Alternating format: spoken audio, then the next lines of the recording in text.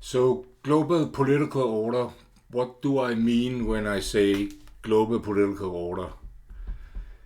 You have maybe have heard in the Global Stability Report that I talk about the global political order. This is like the reference that is mentioned, yeah, when we are talking about the, the geopolitical structure. And yeah, I want to walk you through what I mean when I say global political order. So if you can see here this drawing that I have made here as a napkin drawing, yeah. So it's like a pyramid, and this all these lines here and this circle, they indicate political entities. And yeah, we have today 200-300 political entities. I refer to them usually as polities, yeah. So yeah, the political aspect of a society, yeah, the polity. And these political entities, they project power from their power centers and to their periphery and beyond. Yeah, so they have more or less control of the territory that is designated to them in the agreements they have with the other entities, and what the entity has grabbed, and there are quite a few disputes also. But you see that yeah, when we're talking about the global political order, the intuition is that there is a social order of political entities. So they live side by side, cohabitate the planet as neighbors, or yeah, they make it along, or they make it into conflict, but they they live in this social order, and there is a power distribution running through them, and that is the global political order. Yeah. So this is the power that runs through, and that is the result of the power projection in the system, and how that power projection is organized. Yeah. Is what we call the social hierarchy of states. There is no political hierarchy of states, because that will entail that there is a stable political form, and actually the political form in the global political order is relatively unstable, and it is close to what many scholars refer to as a global political condition. Yeah, so of anarchy. Yeah, so we live in a social order of states where the self-interest of the states are quite predominant. If you can say it like that, it's because you have a relation between the states that, when we get to the concrete analysis, is very important. Yeah, is it a friend? Is it an enemy? Is it a competitor? Is it a rival? Is it, yeah, the nature of the relationship? But when it's stressed that we see the social hierarchy of states as being an anarchical political condition, it is because the entities have their self-interest in mind first and foremost. And yeah, even though these interests are often determined by bigger actors, and yeah, maybe sometimes we see outright vassalage also in parts of the systems where the entities are totally subjected to larger entities or structures. But yeah, it's always good to remember this rationalist assumption. Have it in the back of your head, even though that when we get to the concrete understanding, our intuition is that we shall figure out what is the geopolitical structure. So what is the social hierarchy of states, and how is the power distribution shaping entities and events? And I have this napkin drawing here, and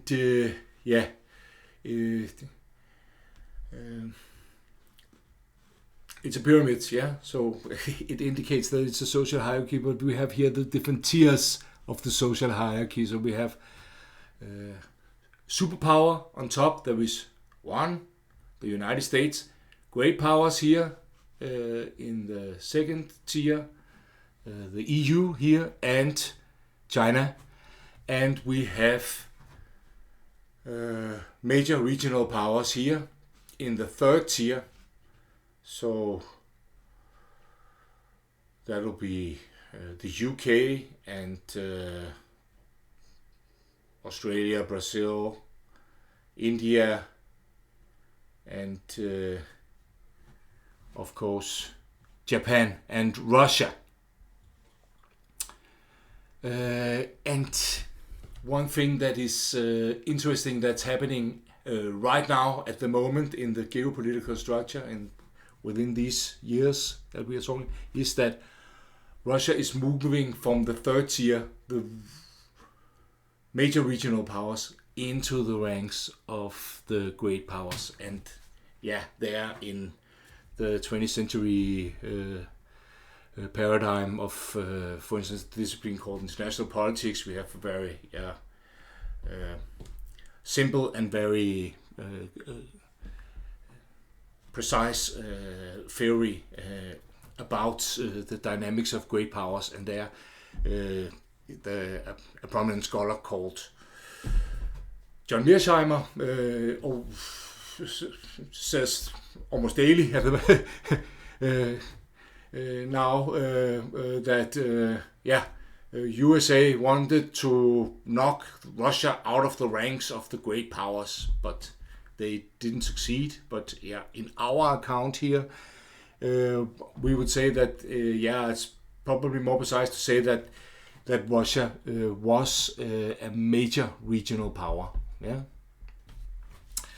So just gotta focus on the higher echelons here in the system, and in this potential movement here also. So what would it take to rank Russia among the great powers?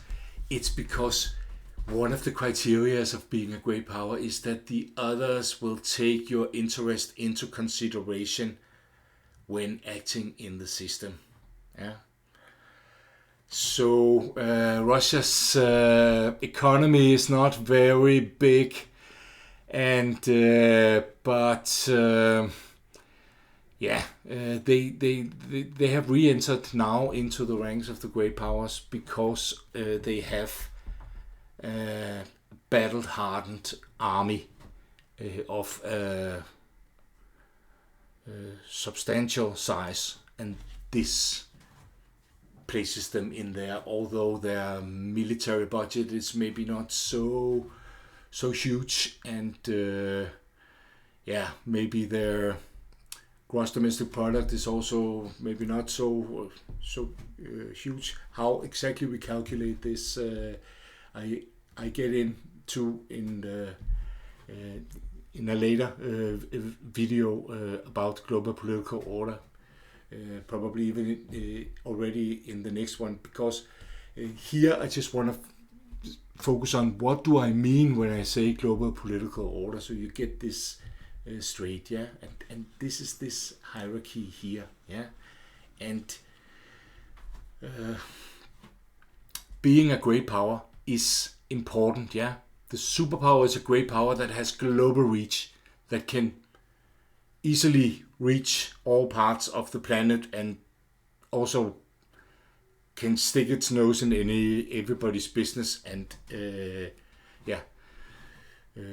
they do that, and this is they are the superpower, and China that is here is actually having a bit on maybe even entering that echelon, So as Russia is moving up, you have also the that China is also seeking to move up, but has not moved up yet because although it has a potential to build a lot of ships, doesn't yet has to have this reach. The superpower has several hundred bases in 80 countries around the globe, and with its large fleet, it can easily rescue people also in remote areas, and it really has a huge reach. But here the other one, EU, here I think maybe traditional international politics scholars like John Mearsheimer would say, no, this is not a great power. And it's also because it depends on the criteria, but it is such a huge entity that it, even though it has lost the UK, which is here, So we have here the major regional powers, and the UK used to be in the EU, but after Brexit it dropped out, but it's still so strong, and it's like Japan. It's close to a great power, but it's sheer weight, and wealth. It's like that keeps them in the ranks of the major regional powers. So you see here this block here, You have among the major regional powers also Australia, who's relatively strong, but gets its major regional power status from its ability to interfere and to order its close neighborhood and its milieu, and the same with Brazil. It's also substantive power, but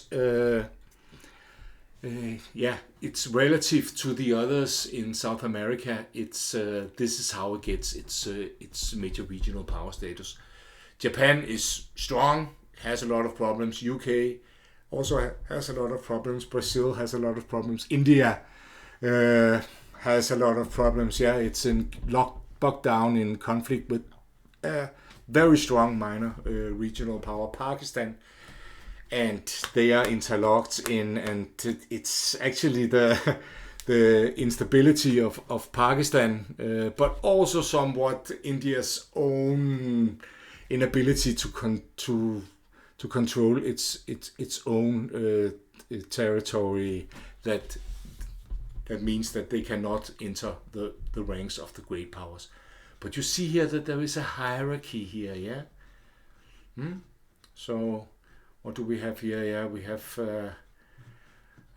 Russia, Brazil, India, together with China and South Africa, the BRICS, and some other minor regional powers here, Ethiopia and Egypt and United Arab Emirates.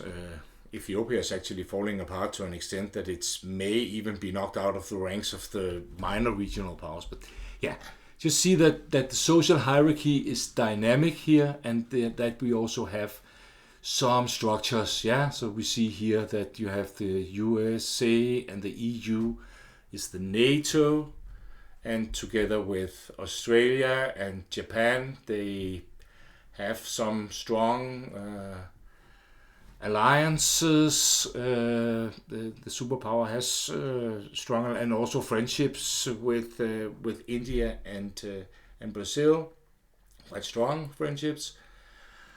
But we also see here on the other side of the emerging polarization between USA and China, we see China and then the BRICS. India, Brazil, Russia, South Africa, and Iran. I didn't mention, but there is forming some kind of counterweight to the more powerful structure in the social hierarchy of states. Right. So now you can see, the global political order. This is what we're talking about. Yeah. For instance, also the disorder that there is in West Asia. There is no major regional power. Yeah, and the definition of a major regional power is that it has an attempt to order its region, but and this is actually what somehow succeeded for Russia in dealing with Georgia and Ukraine, and which has moved them now back into the ranks of the great powers. But we in West Asia, what we sometimes call the Middle East, there's absence of a major regional power, and this makes for a lot of instability. Lots to say about this. Maybe you can learn this napkin drawing, because it's easy to when you're sitting in a dinner table conversation to draw it up. Why this is a circle, is because the EU has structural troubles. It's a conglomerate of entities, and it lacks the decisional structure to navigate and to materialize its interests. And therefore, although it's huge, it's like an elephant in a glass shop. It's like whenever it tries to move, it something breaks around it. And this is also this is a whole theme in my understanding of geopolitics. But if you like this conceptually explanations, then subscribe to the channel and share and give a like, and until then, I'll see you on the next one.